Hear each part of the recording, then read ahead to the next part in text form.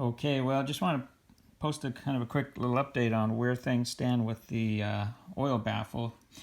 If you've been following along on the channel, you know I've had a couple sneak peeks, which I've removed from the channel, simply because they were just such catastrophic failures. The last two, where I had the baffle back here, and then I had the little mini tubes with the holes to act as catch cans.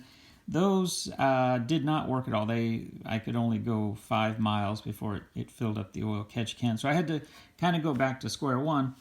And what I came up with was kind of a multi-tiered system that I think stands a really good chance of working. So let me kind of show you how it all goes together. I've utilized some of the original pieces here, so you may recognize some of these.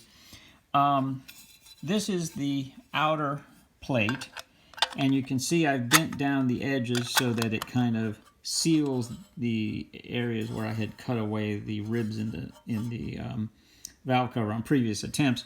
I've also included a forward drain hole, so if I'm going down a hill and oil gets sucked in to this rear part of the baffle, it'll have somewhere to drain out. And it's situated such that the lobes of the cam should not be slinging too much oil up here, similar to how Toyota has their breather situated here in the stock part of the baffle plate.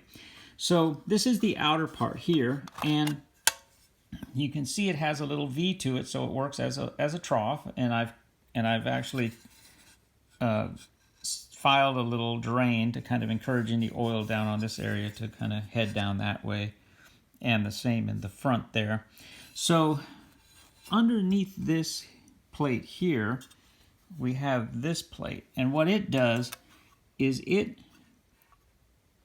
provides a kind of a little blocking off here. And I'm going to have to put some RTV sealant on this. But any blow-by that comes in will come down this way and then be trapped between this roof and this angled floor, which has drains in it. Now, in the center of the whole show, we have a 1/2-inch hole, which will be kind of producing suction. So the idea is that the oil will be a fair distance away down in this little valley, and in the center of it, you'll have the kind of the suction heading towards the PCV valve. Now, I've also made this little plate here, which acts more or less as a shelf to block off the actual inlet for the PCV valve. So if you think about how this looks when it's flipped over, and we can kind of put this in there. It's a little bit of a tight fit, but get this down in here, and I'll seal a little bit this off back, this little crack off back here with some RTV sealant. So once it gets in there, it sits up on what's left of these little ribs, and it produces kind of a little shelf where oil has to come in through that 1/2-inch hole and then change direction and go around here. So when I put it all together, you can kind of start to see how things are going to look. So you can see, even with just this system, let alone anything else, I think it would be very difficult for large amounts of oil to get up in this hole and pool enough here to get up on the second kind of ledge and get over that PCV inlet in such amounts that the PCV could suck large amounts of oil. Now, at least that's the idea. And then when you incorporate this into the mix, let me flip it around here. When you incorporate this into the mix, you have even a secondary kind of thing. So the oil or the blow-by has to come in through here, and it'll there'll be vacuum in here, but oil can drain out through the front or the back, but any vapors will go up through this little hole and then have to change direction and go clear back here around the corner and then in and under and then up. And then I'll still have an external baffle that I can put on the on that little tube that you've seen on my other videos.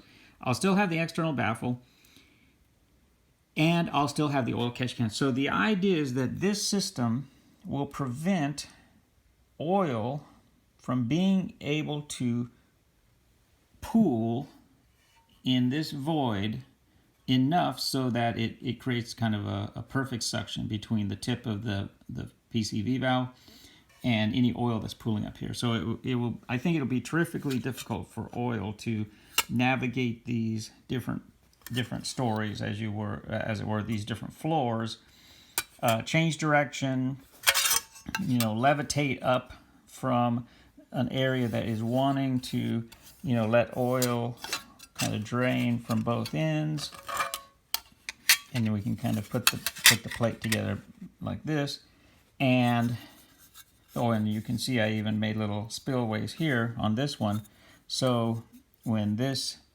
goes kind of in here, let me think how this goes. Yeah, I guess like that. Oops, no,